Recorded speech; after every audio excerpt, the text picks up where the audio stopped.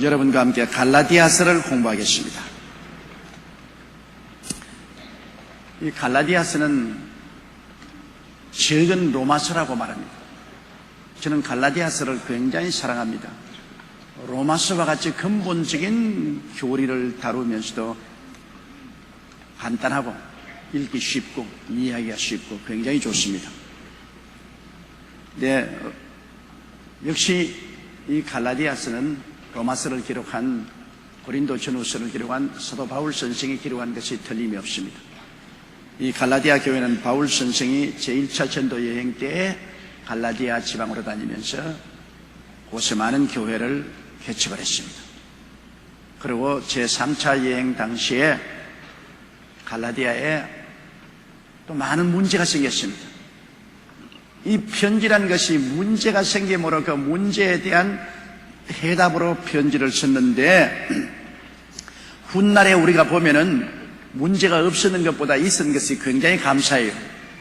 문제가 없었으면 편지를 안 썼을 것이고, 편지 안 썼으면 그만한 진리를 우리가 전수받을 수가 없을 것인데, 그때 문제가 있었기 때문에 문제에 대한 해답으로 편지를 썼는데요, 그 옛날에 있던 문제는 오늘날도 다 있는 것입니다.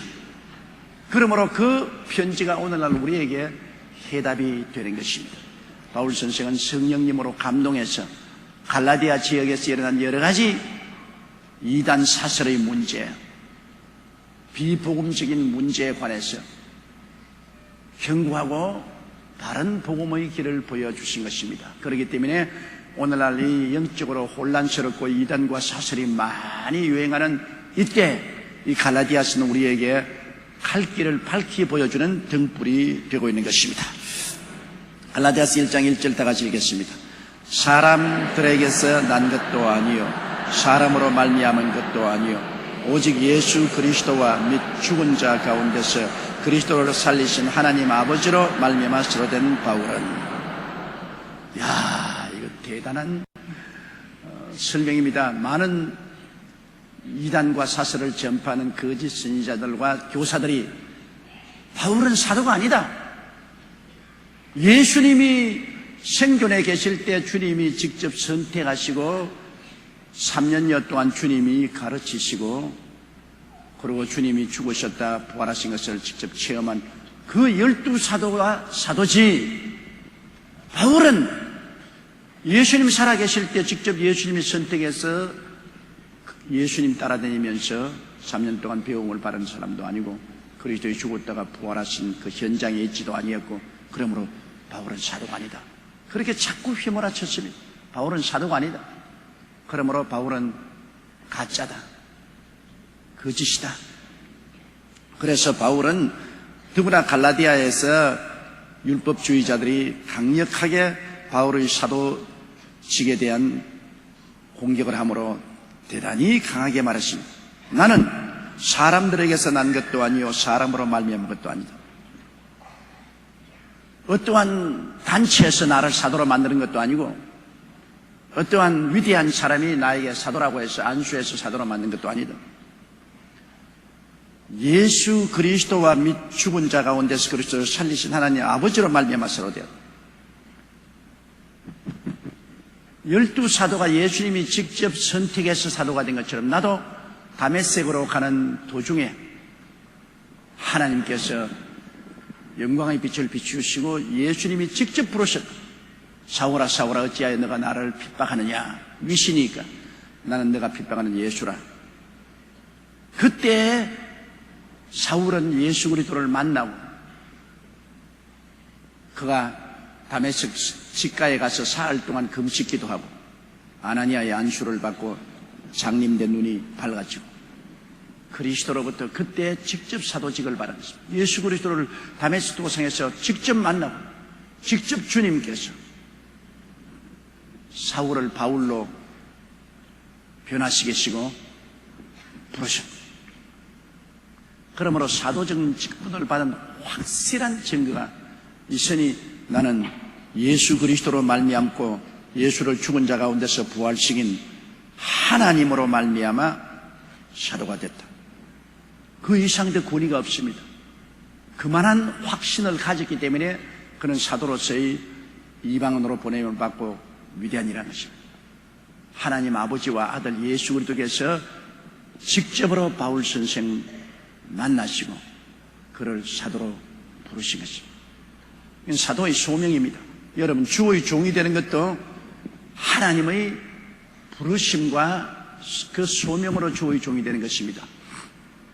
많은 사람이 여러분 창원에서 주의 종이 되는 사람이 있는데요, 그것은 아버지가 강요하기 때문에, 어머니가 강요하기 때문에, 우리 교회 목사님이 강요하기 때문에, 혹은 낭패와 실망을 당하여 갈 길에 올 길이 없으니까 그저 할 수 없어서 복음을 택한 이런 여러 가지 사람들이 있습니다. 이런 사람들은 절대로 성공하지 못합니다.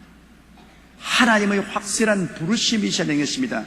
하늘나라는 지원병은 받아들이지 않습니다. 주의 종은 내가 스스로 원해서 주의 종이 되겠다고 나온 사람을 하나님 받아들이지 않습니다. 하나님의 종은 하나님이 직접 부르시는 것입니다. 그 마음의 사명감이 투철합니다. 하나님이 나를 부르셔서 주의 종으로 세웠다는 그런 뚜렷한 부르심, 하나님이 나를 부르셔서 선교사로 내보냈다는 뚜렷한 그 소명의식이 있어야 하나님이 늘 같이 계시고 하나님의 사역을 할 수 있습니다. 부르심을 받지 않은 사람은 위기에 처하게 되면 정말 내가 주님을 부르심 받았냐 받지 않느냐, 그게 혼돈이 생겨서 그만 뒤로 물러가고 낙심한 사람 많습니다. 그러나 하나님의 확실한 부르심을 받은 사람은 어떠한 위기에 처해도 하나님이 나를 부르시고 나와 같이 가시고 나를 보내셨으니 끝까지 나는 하나님을 의지하고 나간다는 결심이 있는 것입니다. 소명감 대단히 중요합니다. 우리 예수 믿는 평신도들도 여러분, 하나님이 부르시고 하나님이 택하셔서 여러분 예수 믿게 된 것이지 여러분 스스로 자원해서 예수 믿는 건 아닙니다. 우리 스스로 어떻게 죽은 사람이 살아납니까? 죄와 허물로 죽었는데요, 죽은 사람 보고 살아 일어나라 간다고 살아 일어납니까? 죽은 사람은 다른 사람이 살아 일으켜야 살아나죠. 우리는 죄와 허물로 완전히 죽어버린 사람들이에요. 그런데 우리가 복음 증거를 받을 때 하나님께서 성령으로 우리를 불러주시고 택하여 주셔서 우리는 크리스찬이 된 것입니다. 그러므로 여러분과 나는 보통으로 구원받은 건 아닙니다. 하나님께서 만세전에 우리를 보시고 아시고 부르시고 택하셔서 예수를 믿게 되었는데, 그러나 타락할 수가 있습니다. 우리는 꼭두각시가 아닙니다. 하나님이 우리에게 선택의 자유의지를 주셨기 때문에 우리가 예수 그리스도를 믿을 수 있고 또 배반할 수도 있습니다. 가룟 유다는 배반했지 않습니다. 하나님이 부르시고 택하여서 하나님의 자녀로 삼아 주셨지만은 내가 하나님을 배반하고 반역할 수 있습니다. 그럼 타락하죠. 그렇기 때문에 하나님의 부르심을 받고 택하심을 입고 난 다음에 그리스도를 배반하는 것은 참 비극한 일이죠. 그는 다시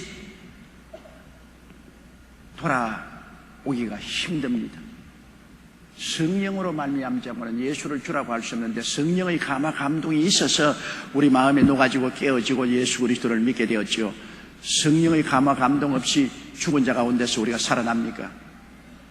그러므로 평신도로 예수 믿는 그 자체도 하나님의 부르심을 받고 택함을 입어서 예수 믿는, 또 주의 종이 되는 것은 말할 필요 없이 하나님이 성직자로서 하나님이 불러서 택하시는 것입니다. 그런 하나님의 확실한 부르심과 택하심이 없는데도 불구하고 다른 사람들이 자꾸 주의 종이 되라, 신학교 가라고 하므로 밀려서 가는 이런 하지 말아야 돼요. 많은 사람이 내게 신앙 상담을 옵니다. 목사님, 내가 주의 종으로서 소명을 받았는지 안 받았는지 확실히 모르겠기 때문에 좀 판단해 주십시오. 그러면 내가 판단할 필요 없습니다. 당신은 소명 안 받았습니다. 소명을 받았으면 나보고 소명 받았는지 안 받았는지 판정해 달라고 올 택이 없습니다. 소명은 내 영혼의 부르심인데요, 어두움에서 빛이 비치는 것처럼 확실하게 압니다. 확실하게 내가 부름을 받은 줄 아는 사람이 내가 부름받았는지 안 부른지 좀 판단해 달라고 올 택이 없지요. 그렇게 오는 걸 보면은 부름을 안 받았다는 증거가 확실한 것입니다. 부름받아 났으니면 어디든지 가오리다. 일단 부름받았으면 확실히 알아요. 여러분, 제가 여러분의 이름을 불렀습니다.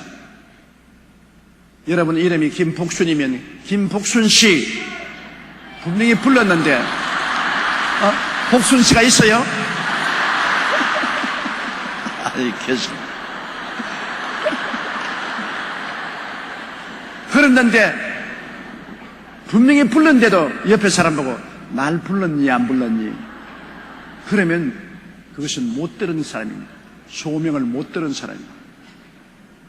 분명히 자기 이름을 불렀으면 금시도 확실히 알잖아요. 내가 부르니까.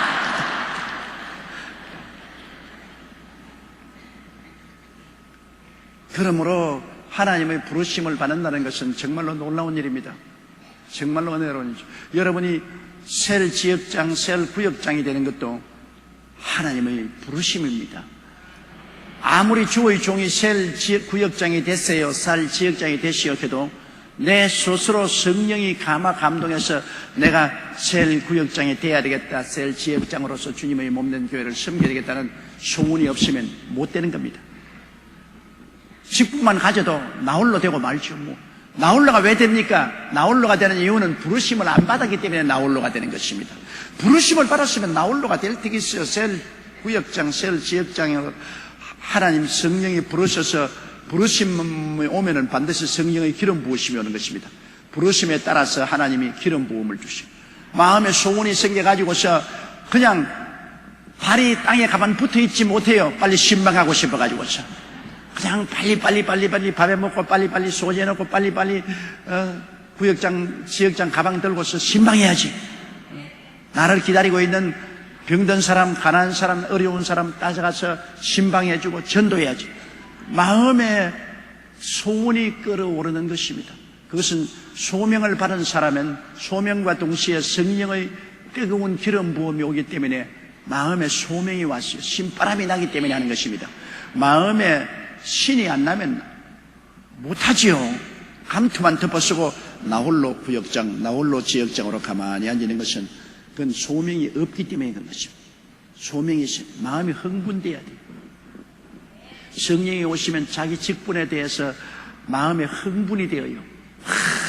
내가 빨리 기도하고 말씀 준비하고 설교해야 되겠다.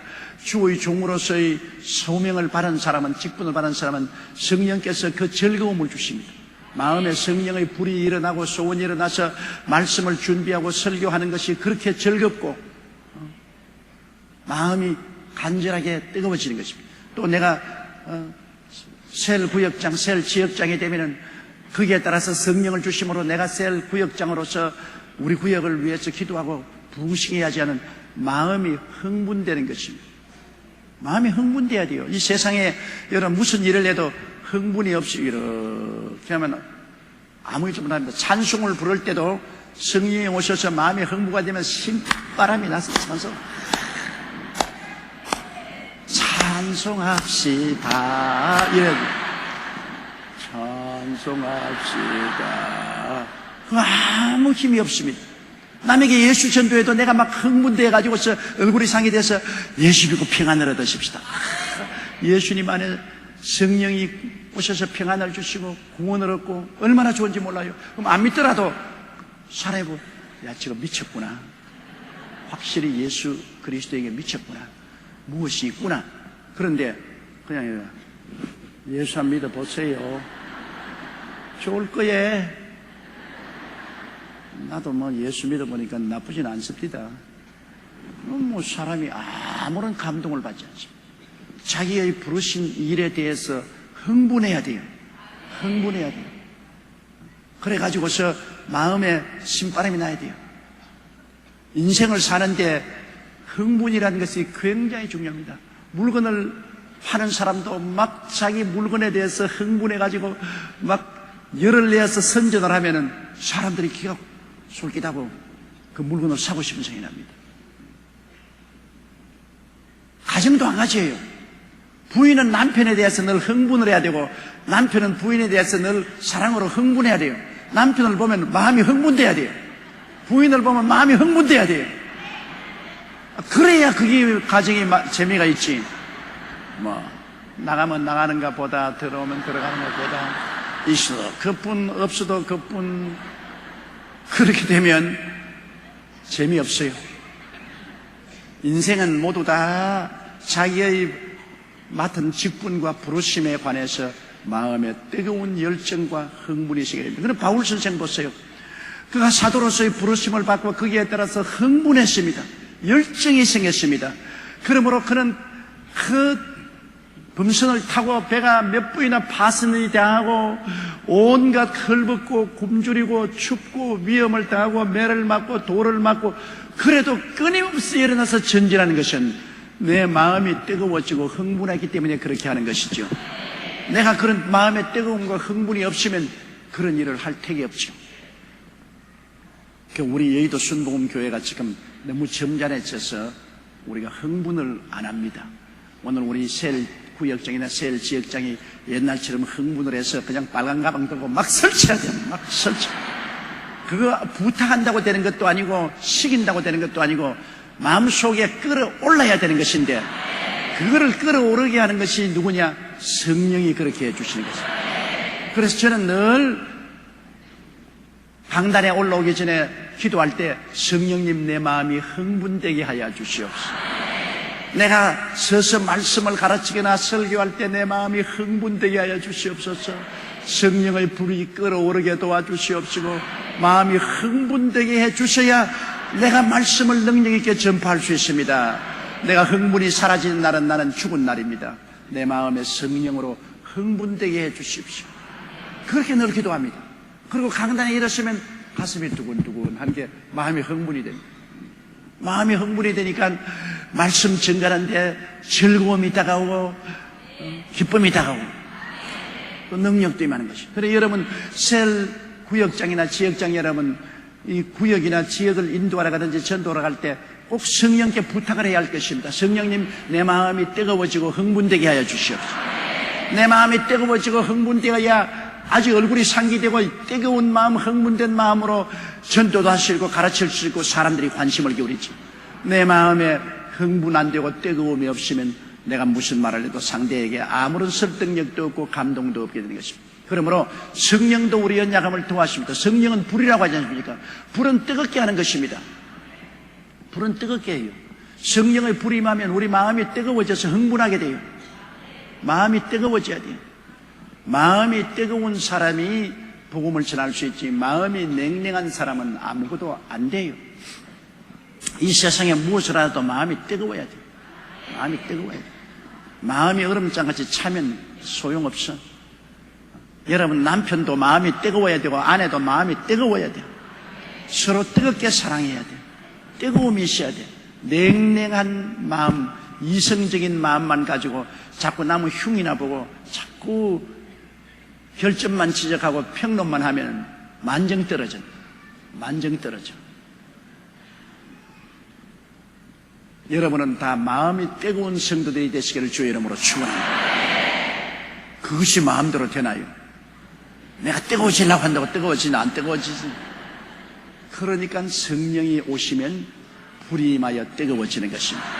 우리 여의도 순복음교회 성도들이 다른 성도들보다 마음이 더 뜨거워진 이유는 우리가 성령님을 인정하고 환영하고 모시드리고 의지하기 때문입니다. 성령이 없으면 마음이 뜨거워지지 않습니다. 아무리 많이 공부를 해도 머릿속에만 가득해지지 마음이 안 뜨거워지면 무슨 소용이 있어요? 머리의 지식도 마음이 뜨거워져야 그것이 소용이 있지. 아무리 지식이 많아도 마음이 뜨거워지지 않으면 그 쓸데가 없는 것입니다. 그러므로 늘 우리는 성령님 내 마음에 불같이 임하여 주시옵소서. 불같은 성령님 임하여 주셔서 내 마음을 뜨겁게 하시고 내 마음이 흥분되고 감동이 되게 도와주시옵소서. 그렇게 해야 우리가 하나님의 일꾼이 될 수가 있는 것입니다. 바울 선생은 예수 그리스도와 아버지 하나님께로부터 부르심을 받은 사도의 소명이 분명하고 거기에 따른 성령의 기름 부으심이 있어 그는 마음이 뜨겁고 열렬하고 흥분된 사람이었어요. 그렇기 때문에 그를 중지할 힘이 없었어요. 그는 죽기 아니면 살긴. 사는 것, 그리스도인이 죽는 것도 유익이라 사나 죽으나 죽을 것이라고 달라드는데 뭐 그 감당을 누가 하겠습니까? 2절요. 함께 있는 모든 형제로 더불어 갈라디아 여러 교회들에게. 바울 선생은 이 갈라디아를 어렸을 때 마케도니아에 있었는데 거기에 있는 많은 형제들로 더불어 갈라디아 여러 교회들에게 문안을 드립니다. 내 혼자만 문안 드린 게 아니라 그 당시만 하더라도 벌써 소아시아 일대와 그리고 아가야지 일대 벌써 세계화가 되어 있어요. 우리 한국은 여러분 옛날에 조그마한 사방팔방한 시골에 20리 동리에서 태어나가지고서 그 동리에서 자랐어. 그 동리의 총각인 아가씨하고 결혼해서 그 동리에서 자식 낳고 살다가 그 동리에서 죽고 마는 사람이 얼마나 많았어요. 동리 밖에 나간 적이 없어요. 그러나 오늘날은 한국 강토 전체가 내 이웃 아닙니까? 여러분께서 뭐 제주도 안 갔다 온 사람 한번 손 들어봐 주십시오. 정말 촌놈 있네. 거의 제주도에 갔다. 요 사이는 뭐 제주도도 비행기 타면 뭐 1시간 내에 갔다 오고, 그 다음 버스 타면 뭐 우리의 온 경상남부도 전라남부도 충청도 경기도 뭐 어디 안 가는 데가 어디 있어요. 옛날에는 한양철이라고 해서 저 경상도나 전라도에서는 한양에 오는 것 꿈도 꿀 수가 없었어요. 저 한경도나 저 변두리에서 어떻게 한양철리를 옵니까? 걸어서. 요사이는 교통수단이 발달되어서 가지고, 또 교통수단은 발달, 텔레비 틀어놓으면 뉴스가 제주도에서부터 전국 각지의 뉴스가 우리 안방에 다 들어와 있으니 다 알죠. 그럼 우리 한국만 그렇습니까? 전 세계가 우리 안방에 들어와 있습니다. 텔레비를 통해서 전 세계가 안방에 들어와 있으며, 인터넷을 통해서 전 세계와 교제하고 있습니다. 전 세계와 물건을 팔기도 하고 사기도 하고 전 세계와 교통하고 있습니다. 그래서 오늘날에는 지구가 이웃이 되고 말았죠. 지구촌이 되어버렸죠. 이제는 우리는 지구인이 되고 말았죠. 이제는 뭐 온 세계가 내 안방이 온 세계로 통하는 이러한 세계 속에 있기 때문에 이제는 따로따로가 없습니다. 우리 한국의 기독교인, 일본의 기독교인, 미국의 기독교인, 구라파의 기독교인 다 한 이웃으로 같이 살기 때문에 다 함께 관심을 가지고 함께 기도하고 함께 손을 잡고 나가야 되는 것입니다. 우리만 따로 이제 이 세상 그런 거 없습니다. 우리만 따로 우리식으로 산다. 절대 그렇게 없습니다. 우리만 따로 우리식으로 어떻게 삽니까? 온 세계가 하나가 되어 가는데요. 우리식으로 사는 법이 없죠. 유행이야만 떴다면 온 세계로 확 퍼지는데요. 음식도 온 세계 음식을 다 먹죠. 옷도 온 세계가 다 같은 옷을 입지요. 이런 세계에 우리가 살고 있습니다. 그래서 바울 선생께서 갈라디아 교회라는 것은 하나의 고립된 그런 교회가 아니라 소아시아 일대와 구라파 일대에 다 하나된 교회다. 그러므로 우리만 잘 믿고 우리만 중심이라고 생각하는 것은 잘못된 것입니다. 그래서 바울 선생은 함께 있는 모든 형제로 더불어 갈라디아 여러 교회들에게 3절요. 우리 하나님 아버지와 주 예수 그리스도로 쫓아 은혜와 평강이 있기를 원하노라. 은혜와 평강은 우리에게 정말 필요합니다. 은혜라는 것은 여러분 우리 마음속에 임하면 마음이 극히 부드러워지고 행복하게 만들어주는 것입니다. 마음은 우리를 부드럽게 만들어요. 은혜는 오면. 은혜는 물론 하나님이 값없이 주는 것이 은혜죠. 대가를 지불하는 것은 은혜가 아니에요. 값없이 주는 것입니다. 영국에 여왕을 죽이려고 그 침실에 한 여자가 침실 봉사원처럼 가장을 하고 들어와서 칼을 품고 숨어 있다가 경호원들에게 발견이 됐습니다. 그래서 여왕 앞에 끌려 나왔습니다. 여왕을 죽이려고 했으니까 그건 사형에 해당하죠.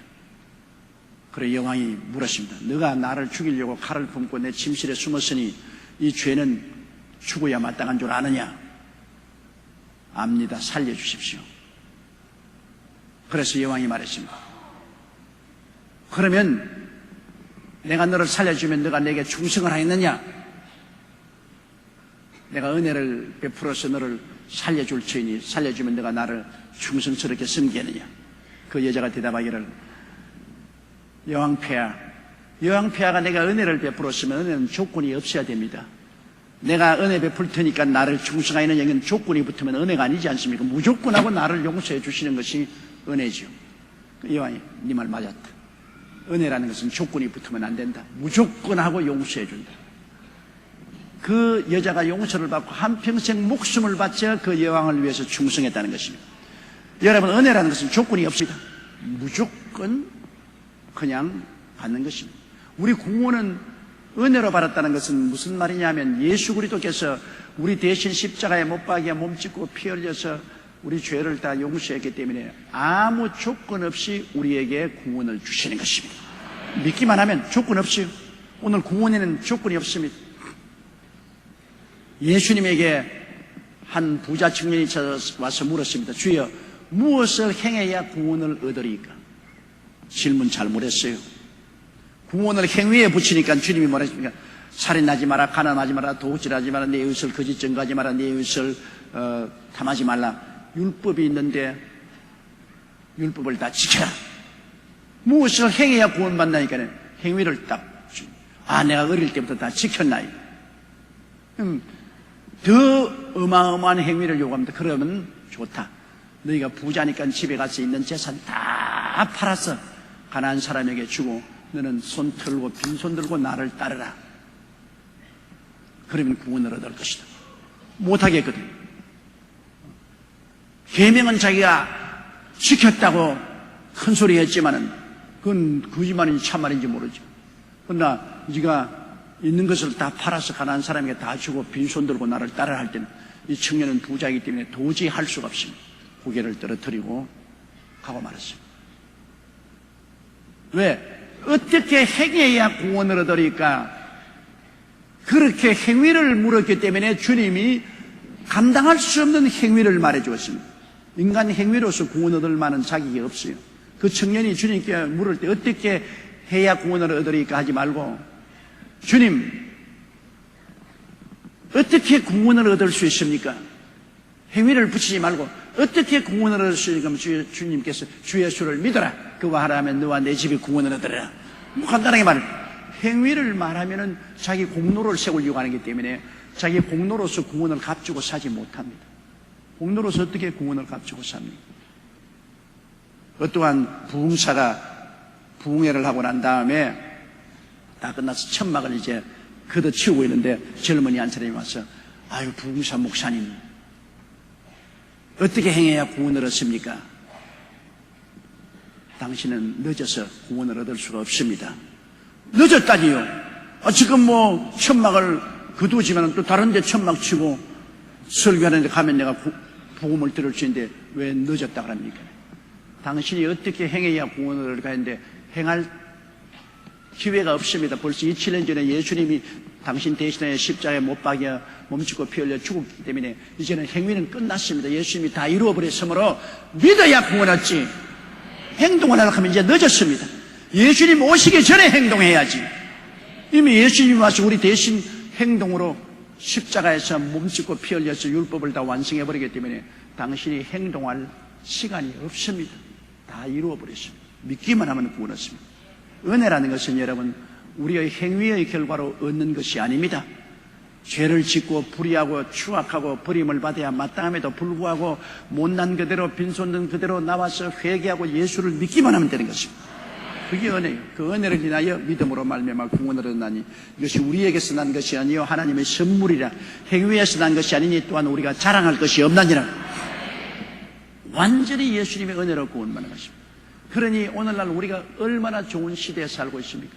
예수님이 십자가에서 내가 다 이루었다 하신 이후로는 그리스도의 은혜로 믿기만 하면 구원을 얻는데, 그런데도 불구하고 안 믿으니 정말 통탄한 노릇이죠. 눈이 있어도 보지 못하고 귀가 있어도 듣지 못하는 것이죠. 믿기만 하면 구원을 얻어요. 그러므로 예수님을 믿고 은혜가 와서 내가 구원을 받으면 마음이 그렇게 부드러워져요. 마음도 부드러워지고 손도 부드러워져요. 손이 부드러워져요. 얼굴도 아주 부드러워져. 그 우스운 일 같지만 실제 그렇더라고요. 제가 옛날에 평신 돌 때 부산의 구덕체육관 그라운드에서 천막을 치고 외국 부흥사 와서 부흥회를 했는데 그 밤이 초겨울이었기 때문에 굉장히 추웠어요. 그런데 천막을 지키기 위해서 저는 거기에서 같이 밤을 새우는데요. 굉장히 밤에 추워요. 그래서 그냥 끄적대기를 덮고서 이렇게 해서 밤을 새우는데, 그런데 이제 밤에 너무 길고 지루하니까 간증을 해요. 사람들이 은혜 받았다고 이제 그게 철회하는 사람들이 간증을 하는데, 아주 무식한 사람 한 사람이 일어나가지고서 간증을 하기에 나는 가만히 떼기를 몸에 감고 앉아서 듣고 있는데 속으로 어찌 그냥 시험이 드는지 그때 뭐라고 하냐면, 보이소, 내 욕은 부흥에 와서 은혜 많이 안 받았는겨. 막 은혜 받고 나니까 손이 부들부들합니다. 막 은혜 받고 나니까 막 손가락도 부들부들하고 막 손도 부들부들하고 막 얼굴도 부들부들하고 막 은혜 많이 받으십니다. 내가 저런 무식한 놈이 세상에 어디 있네. 은혜란 영혼 속에 받는 것이지 인격이 변화되고 마음이 변화되는 것이지, 그래 뭐 손이 부들부들하고 뭐 얼굴이 부들부들하고, 에이 정말 재수 없는 놈이 와가지고서 하네. 그렇게 생각했다. 근데 내가 훗날에 주의 종이 되고 하나님께 기도 많이 하고 성령이 임하셔서 주의 은혜가 마음에 충만해지니까 손이 부들부들하더라고요. 얼굴도 만지다 부들부들하고, 마음도 부들부들, 몸도 부들부들. 은혜 받기 전에 마음도 딱딱해서 그냥 관용함이 없고 쉽게 시험에 들고 성도 잘 내고 하는데, 은혜를 받고 나면 마음이 부들부들해져서 마음이 관용을 하고 시험도 잘 안 들고 성도 잘 안 내고, 그리고 손도 부들부들하고 얼굴도 은혜 받으면 모든 것이 부드러워져요. 부드러워져요. 그 교회 은혜가 임한 교회는 성도들이 부드러워서 안 싸워요. 은혜가 없으면 딱딱해져가지고서 부딪히기만 하면 싸워요. 부드러워져. 가정에도 은혜를 받으면 남편도 부드러워지고 부인도 부드러워지고 자녀도 부드러워지고 온 가족의 분위기가 화목하고 부드러워져요. 은혜가 임한 것입니다. 은혜를 받아야 돼요. 예수 그리스도로 말미암아 이 은혜를 이론적으로만 받는 것이 아니라 이 은혜가 성령으로 우리 마음에 오셔서 우리 마음속이 부드러워져야 되는 것입니다. 은혜 받은 사람은 그의 얼굴이 부드럽고 말이 부드럽고 행동이 부드럽고 생활이 다 부드러워요. 그래서 주님이 우리 주 예수 그리스도와 아버지로 말미암아 은혜와 평강이 있을지어다. 은혜가 있고 또 마음에 평화가 있어요. 이 세상의 삶의 행복의 기초가 평안입니다, 여러분. 마음이 편안하지 않으면 아무리 살찐 음식 먹어도 소화가 안 돼요. 아무리 좋은 집에 좋은 옷을 입고 호의호식하더라도 마음에 평안이 없으면 지옥입니다. 여러분, 부부간에 싸워서 마음에 서로 시기와 분노와 질투가 꽉 들어차 있으면 어떤 좋은 집에서도 그 좋은 집이 천당이 됩니까? 어떤 화려한 옷을 입어도 마음에 그것으로서 기쁨이 없니까? 안 오죠. 부부간에 싸우고 나면 하루 종일 동안 불안합니다. 하루 종일 일이 손에 잡히지 않아요. 늘 불안해요. 그러므로 남자들이 부부하고 싸움하고 난 다음에 밖에 나가서 술 마시잖아요. 마음이 불안하니까 술로 가지고서 그냥 마음에 마비시키려고 술 마시죠. 부인은 괜히 남편하고 싸우고 부엌에 나가서 개 때리고 고양이 발로 차버리고, 억울한 개나 그냥 발길에 차이고 그냥 고양이가 그냥 얻어맞고 나가고. 그러나 마음에 평안이 있으면 모든 것이 행복해져요. 음식 먹는 것도 감사하고 사는 것도 감사하고 주위 환경이 감사해요. 그러므로 하나님 아버지와 예수 그리스도로 말미암아 우리가 올바른 관계를 맺으면 은혜가 오고 평안이 와요. 은혜와 평안, 이게 굉장히 좋은 겁니다. 우리가 하나님 앞에 늘 기도할 때 하나님 성령으로 은혜를 체험하게 하여 주시옵소서. 우리가 이론적으로 은혜는 값없이 받는 거라고 이론적으로 알습니다. 실제 체험하게 해줍니다. 은혜가 와서 내 마음속의 불안과 공포, 좌절과 절망 다 사라지고 마음이 믿음 안에서 부드러워지고 마음이 편안해지고 마음에 평안해지게 해 주시옵소서. 평안하면 잠자리에 들어가도 깊은 잠을 자고 불안하면 늘 밤새도록 잠을 못 자잖아요. 평안하면 얼굴이 화기가 돌잖아요. 마귀는 언제나 마음속에 불안과 초조를 가져옵니다. 그러나 성령이 오시면 언제나 마음속에 평안을 갖다 주는 거죠. 여러분께서 마음이 편안하지 못하고 불안하면 마귀에 걸린 줄 아십시오. 어떻게 되었든지 마귀에 걸렸구나. 마음에 그냥 평안이 없고 마음에 기쁨이 없고 그냥 마음에 불안하고 신경질이 나고 화가 나면 그때 다른 일 하지 말고 엎드려서 마귀를 쫓아내야 되는 것입니다. 회개하고 난 다음 예수 그리스도 이름으로 원수 마귀야 물러가라고 찬송 좀 부르고 내 마음속에 은혜와 평강이 오도록까지 마귀와 싸워야 되는 것입니다. 자는 동안에도 나도 모르는 사이에 마귀가 들어온다 했어요. 자는 동안에 초저녁에는 괜찮은데 자고 아침에 일어나면 마음이 불안하고 마음에 그냥 행복하지 않고 기쁘지 않습니다. 어떻게 되었든지 자는 동안에 마귀가 마음속에 들어가죠. 그러면 그대로 있으면 안 돼요. 그대로 있으면 사람들하고 싸우게 되고 불평하게 되고 불행하게 되니까.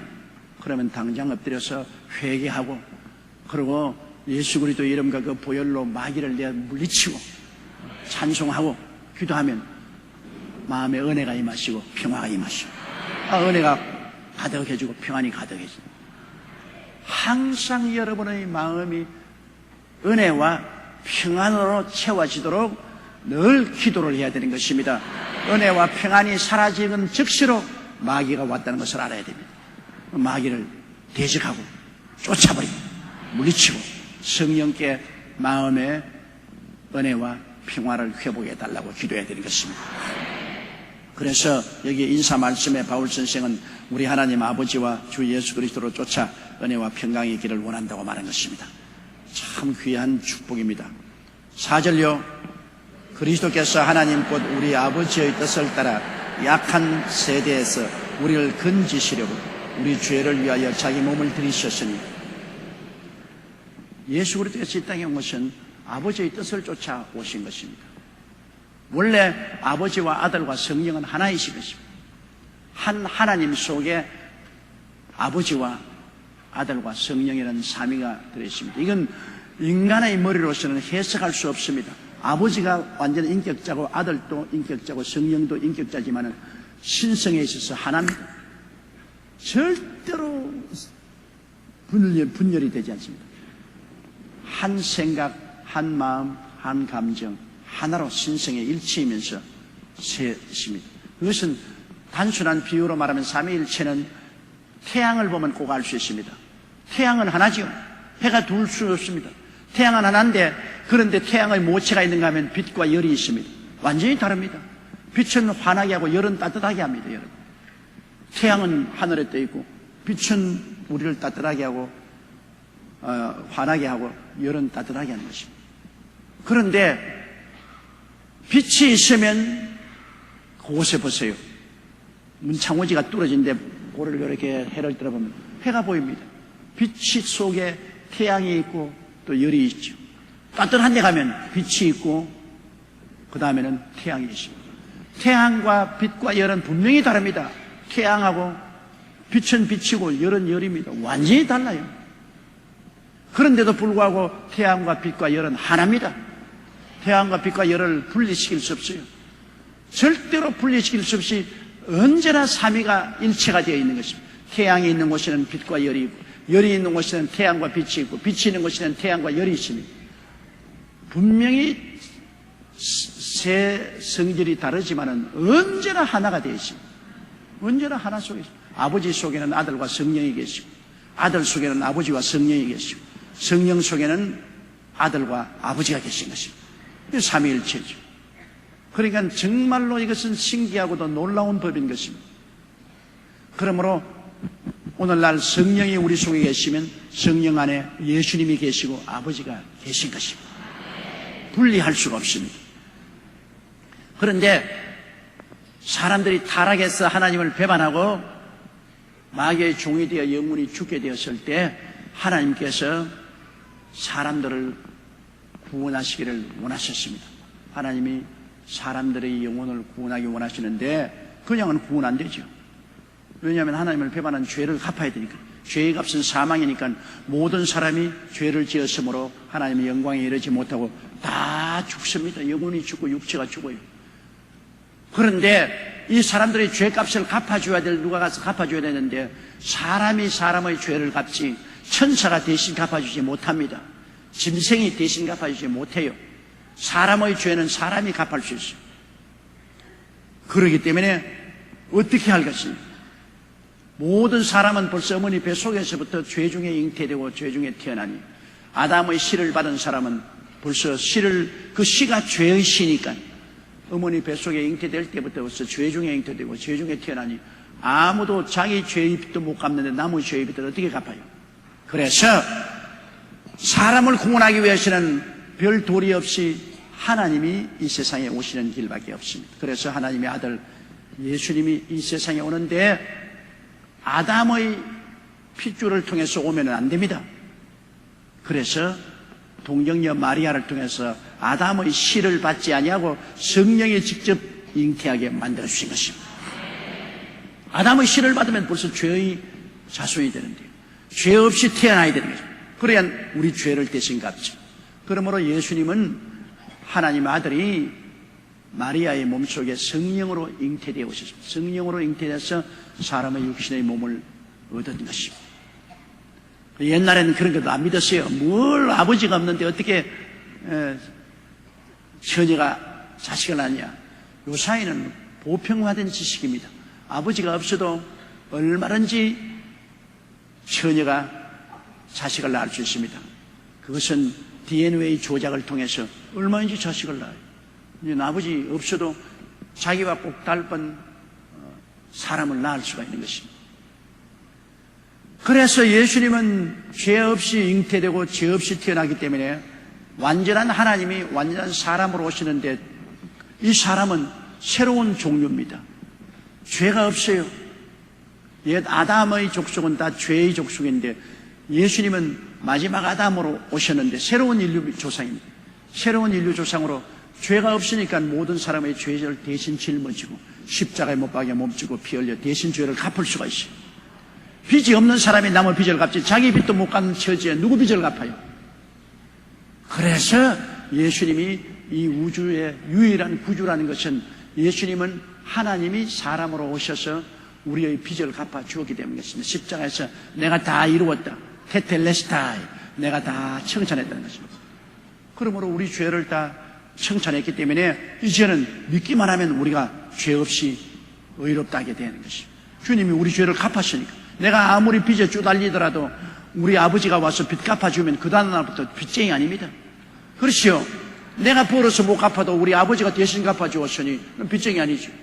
나의 행위로 의롭다을 얻지 못했지만은 예수님이 오셔서 나의 일생의 죄를 다 청산해 주었기 때문에 나는 예수로 말미암아 용서받은 의인이 되었습니다. 옆에 분들에게 말했어요. 당신은 용서받은 의인입니다. 우리 선한 행위로 의인이 아니라 용서받은 의인이 된 것입니다. 그래서 우리는 예수 그리스도로 말미암아 하나님 앞에 설 수 있고 천국에 갈 수가 있습니다. 죄의 값은 사망인데 의의 값은 영생입니다. 우리는 의로 말미암아 영생을 얻죠. 그 의가 예수 그리스도를 믿음으로 말미암아 얻는 것입니다. 그래서 그리스도께서 하나님 우리 아버지의 뜻을 쫓아서 이 악한 세대 아담과 하와가 타락해서 하나님을 저버린 것은 악한 세대인 것입니다. 악이라는 것은 뭡니까? 하나님을 버리고 인본주의로 쓰는 것이 악입니다. 예레미야서에 내 백성이 두 가지 악을 행하여 싸우니 첫째 생명의 근원된 하나님을 버린 것과 스스로 웅덩이를 팠는데 물을 저장하지 못한 터진 웅덩이라. 하나님을 버린 것과 인본주의로 쓰는 것이 악입니다. 그런데 오늘 세상은 하나님을 버렸지 않아요. 하나님에 대한 생각 전혀 하지 않잖아요. 하나님께 등을 쥐고 모든 것이 인간 중심으로 사니까 악한 세대입니다. 이 악한 세대에서 우리는 하나님을 아버지로 모시고 하나님을 믿고 의지하고 사는 악의 대신은 선한 세계입니다. 선한 세계로 주님이 옮겨주는 것입니다. 골로새서 1장 13절에 보면 하나님께서 우리를 흑암의 권세에서 건져내서 그 사랑의 아들 나라로 옮기셨다. 여러분은 흑암의 세상, 하나님 없고 인본주의고 마귀의 종이 된 흑암의 세상에서 예수 그리스도로 말미암아 옮겨져서 그 사랑의 아들 나라로 오게 된 것입니다. 세상의 시민권이 사라지고 이제는 여러분께서 하늘나라의 시민권을 얻게 된 것입니다. 그리스도를 통해서 세상에는 죽고 장사된 바 되고 다시 그리스도 안에서 새로운 피조물로 살아나서 하나님의 자녀가 된 것입니다. 그러므로 5절요, 영광이 저에게서 시도록 있을지어다. 우리는 영광을 주님께 돌릴 도리밖에 없죠. 우리가 영광 받을 일이 있습니까? 우리가 자랑할 것이 있나요? 전혀 없죠. 우리가 우리 구원을 위해서 어떤 일도 한 적이 없으니까 자랑할 것도 없고 영광 받을 것 없습니다. 자기를 자랑하고 내가 이러한 훌륭한 일을 했다, 그것은 굉장히 하나님 앞에 모독스러운 일입니다. 여러분, 사람은 자랑할 것이 아무것도 없습니다. 모든 자랑은 예수 그리스도와 아버지께 드려야 되는 것입니다. 모든 찬양도 예수 그리스도와 아버지께 드려야 되는 것입니다. 인간은 자랑하면 안 됩니다. 왜? 스스로 구원할 아무런 일도 못했기 때문인 것입니다.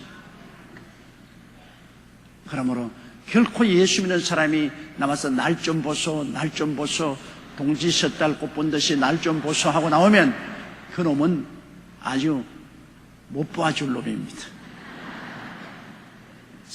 그거는 교만과 오만이 들어와서 사탄이 됩니다.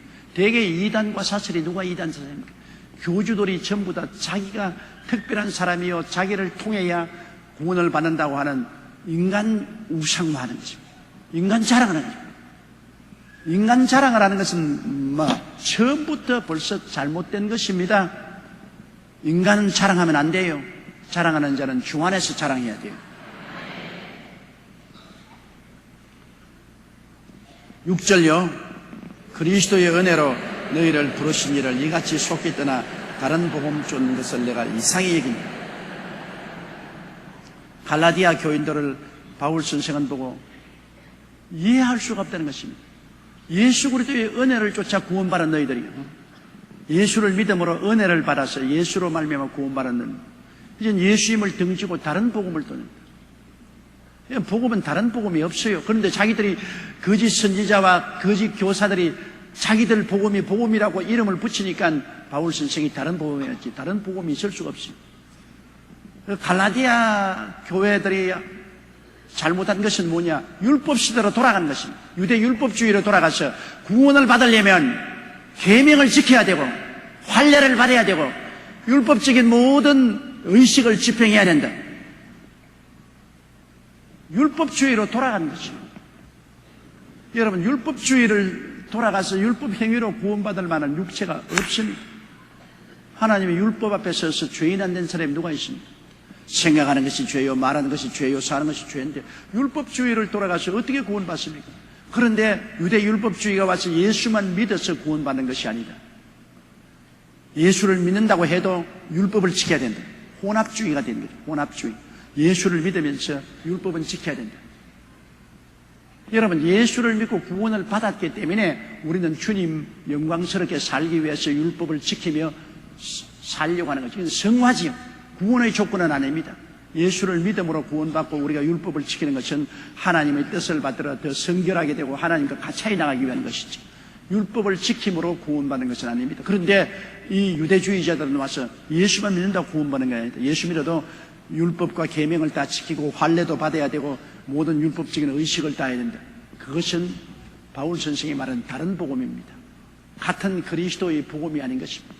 우리가 극히 경계해야 될 것은 예수 그리스도의 복음 이외에 다른 복음이라는 없다는 것을 알아야 되는 것입니다. 십자가에 못 박여 죽었다가 부활하신 예수를 믿는 것 이외에 어떠한 가르침도 복음은 아닙니다. 그건 위험하기 짝이 없는 것입니다. 그렇기 때문에 바울 선생이 말하기를 예수 그리스도의 은혜로 너희를 부르신 이를 이같이 속이 떠날 수가 있느냐. 하나님이 불러서 구원해 주는데 하나님을 떠나버리면 그건 타락하는 것입니다. 여러분, 우리가 다 부르심을 받고 태감을 입었으나 우리가 하나님을 떠나면은 그건 별 도리 없습니다. 버림당하고 마는 것입니다. 7절요. 다른 복음은 없나니 다만 어떤 사람들이 너희를 요란케 하여 그리스도의 복음을 변하리라 하며. 다른 복음이 어디 있나요? 다른 복음은 없지요. 예수 그리스도의 십자가에 못 박인 복음 이외에 하나님이 우리에게 주신 길이 없는데, 이 사람들의 마음을 요란케 하고 혼돈하게 해서 그리스도의 복음을 변질시켜서 자기들을 추종하게 만들고, 그를 통해서 자기들이 재산도 갈취하고 청춘도 빼앗는 이런 일을 한 사람들이 많습니다. 우리 한국에도 그런 것 많지 않아요? 여러분, 우리가 이단을 어떻게 분별하느냐? 이단은 제일 첫째로 사도신경을 같이 외우지 않습니다. 이단은 사도신경을 외우죠. 사도신경은 우리 그리스도 신앙의 그 전체를 총망라해서 축약한 것입니다. 그런데 이단은 사도신경을 받아들이잖아요. 그리고 예수 그리스도의 십자가에 못 박여 죽었다가 부활한 것이 구원의 충분한 조건이라는 것을 믿지 않아요. 예수 그리스도를 믿고 또 다른 걸 해야 된다는 겁니다. 예수 그리스도의 십자가 보혈의 공로가 구원의 충분한 분량인 것을 인정하지 않고 그리스도의 십자가를 믿더라도 또 다른 것을 보태야 된다. 이단은 꼭 예수 그리스도의 십자가 구원을 절대성을 인정하지 않습니다. 예수를 믿더라도 토요일 날을 꼭 지켜야 구원받는다. 예수를 믿더라도 토요일을 안 지키면 구원 못. 이거는 말도 안 되는 소리입니다. 예수 그리스도를 믿음으로 말미암아 우리는 충분한 조건으로 구원을 받는 것입니다. 우리가 주일날 지키는 것은 그리스도를 만나기 위해서 와서 예배드리는 것이죠. 그것이 주일을 안 지킨다고 해서 구원을 못 받는 것은 아닌 것입니다. 그러나 주일날 와서 그리스도를 만남으로 우리 신앙이 자라죠. 저희 방에 제가 담장에 능풀을 좋아해가지고 저 벽에다가 담장에 능풀을 심어놨습니다. 근데 벽을 타고 담장에 능풀이 이렇게 천장으로 이렇게 뻗쳐가는데, 창문 있는 쪽에 담장에 능풀은 그렇게 잎이 좋고 넓적넓적하고 굉장히 다 자랐는데, 이 창문에서 멀어진 담장에 능풀은 완전히 잎사귀도 적고 쪼글쪼글해지고 몰골이 고약합니다. 그래서 제가 담장에 능풀 밑에 이렇게 앉아 이렇게 쳐다보면 햇빛이 비치는 창문가에 있는 담장에 능풀은 저렇게 푸르고 싱싱하고 잘 자라는데, 창문에서 반대편에 있는 담장에 능풀은 저렇게 왜소하고 쪼그러지고 말라집니다. 햇빛이 비치는 창문이 뭡니까? 교회가 창문입니다. 교회는 천국의 햇빛이 비치는 창문인지라, 교회에 열심히 출석하고 주를 섬기는 사람은 영혼이 살쪄가지고서 아주 푹실푹실하고 영혼이 잘 되고 범사에 잘 되고 가는, 교회를 안 오는 사람은 창문에서 멀어지기 때문에 그리스도의 생명의 빛을 받지 못함으로 시들시들 쪼글쪼글 형편없이 되는 것입니다. 그러다가 죽어버리기도 해요. 그렇기 때문에 교회에 오는 것은 하늘의 빛을 받기 위해서 오는 것입니다. 구원을 받기 위해서 교회에 오는 것은 아닙니다. 구원은 예수를 믿음으로 충분합니다. 그러나 그 믿음이 계속 자라기 위해서는 교회에 와서 그리스도의 생명의 빛을 받아야 되는 것입니다. 그리스도 이외에 무엇을 보태야 구원을 받는 것은 절대로 안 됩니다. 또 성경 외에 다른 복음을 더 권위로 주장하면 안 됩니다. 몰몬교는 성경을 믿으면서도 몰몬경이라는 것을 믿어야 된다고 합니다. 또 여호와의 정의는 성경을 믿으면서도 또 여호와의 정의의 성경이 따로 있죠. 우리 한국에도 모 교주는 성경 이외에 자기가 적은 원리를 믿어야 된다고 그러죠. 성경의 권위 이외에 또 다른 것을 갖다 놓는 것은 절대로 이단입니다, 여러분. 성경은 알파요 오메가요, 처음과 나중이요, 시작과 끝입니다. 다 이루어진 것입니다. 창세기부터 계시록 이외에 다른 성경 없습니다. 성경책 이외에 또 다른 성경책을 만들어 가지고서 성경과 똑같은 권위를 두고서 그것을 믿으라면 그건 이단입니다. 천하에 그런 일이 있을 수가 없습니다. 그리고 대개 이단들은 안 믿는 사람을 구원하려고 하는 것이 아니고 믿는 기성 성도들을 자꾸 꿰려고 합니다. 안 믿는 사람을 복음을 전도하는 것인데 이미 믿는 사람들 보고 당신 기성교회 나가면 구원 못 받는다, 우리를 오너라, 자꾸 그렇게 꿰입니다. 그 이단들이 하는 짓입니다. 그리고 이단들은 교주를 신께 구합니다. 이단의 교주를 무슨 재림주라든지 재림 예수라고 그렇게 말하고 자기 교주를 신께 구합니다. 와, 우리 교주님, 뭐 동방의 의인, 이건 뭐 생명수, 뭐 감람나무, 그렇지 않으면 재림 예수, 이렇게 자기 교주를 높입니다. 절대로 안 돼요. 교주가 어디 있습니까? 교주가 없습니다. 선생은 오직 한 분 예수밖에 없고 주님은 한 분 예수밖에 없습니다. 예수 이외에 주가 없으며 예수 이외에 선생이 없습니다. 우리는 다 종이요, 시종이요, 머슴이요, 품꾼이요, 일꾼에 부족한 것입니다. 그런데 누가 감히 자기를 높입니까? 그런데 이단은 교주를 신께 구해요. 그리고 대개 이단주의자들은 주관적인 신비 체험을 지나치게 강조합니다. 꿈을 꾸었다, 막 음성을 들었다, 막 계시를 받. 우리 예수 믿는 성령으로 꿈도 꾸고 환상도 꾸고 계시도 받죠. 그러나 이단은 그것 중심으로 나갑니다. 하나님 말씀 중심으로 나가지 않고 그런 체험 중심으로 끌고 나갑니다. 그러니까 말씀에서 비뚤어진다. 그렇지 않으면 이단들은 성경의 한 부분만 확대합니다. 성경은 모두 다 공평하게 서로 맞추어서 믿어야지 성경의 일부분만 딱 가지고서 그것을 교리화해서 확대 해석해서 잘못되는 것입니다. 그러므로 다른 복음은 없습니다. 어떤 사람들이 우리를 요란케 해가지고서 예수 그리스도의 복음을 변하게 하는 것이. 예수 그리스도의 복음은 굉장히 단순합니다. 예수님께서 하나님 아들로 오셔서 십자가에서 우리 위해서 몸짓고 피 흘려 죽으심으로 충분한 구원의 조건을 설립해 주셨으므로 믿기만 하면 구원 얻는 것이 그리스도의 복음입니다. 이 이외에 더 복잡하게 하는 것은 안 되는 것입니다. 우리 8절 보십시다. 그러나 우리나 혹 하늘로부터 온 천사라도 우리가 너에게 전한 복음 외에 다른 복음을 전하면 저주를 받을지어다. 이야, 이거 보세요. 바울 선생이 우리라도 여태까지 전한 예수 그리스도의 복음 외에 다른 복음을 전하면 우리라도 저주를 받아야 되고, 또 하늘로서 내려온 천사라고 할지라도 우리가 너에게 전한 복음 외에 다른 복음을 전하면 저주를 받을지. 복음은 여러분 그리스도께서 우리 위해서 이룩하신 그 복음 이외에 다른 복음을 전하면 안 돼요. 우리라도 천사라도 와서 성경에 기록된 그 복음 이외에 다른 복음을 말하면 저주를 받아요. 예수 그리스도 이후 600년 만에 마호메토라는 사람이 굴에 들어가서 기도하다가 가브리엘 천사가 와서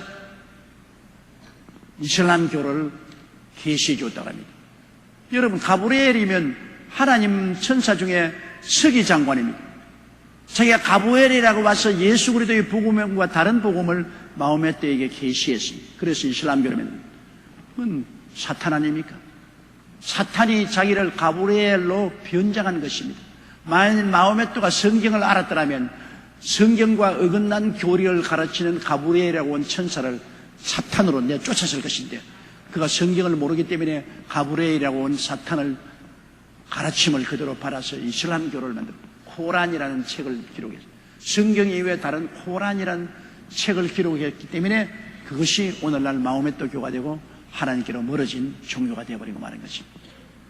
우리는 천사가 계시하더라도 예수 그리스도 중심, 오중복음과 삼중축복의 구속의 연애, 그리스도 중심의 복음 위에 다른 것을 가르치면 사탄입니다.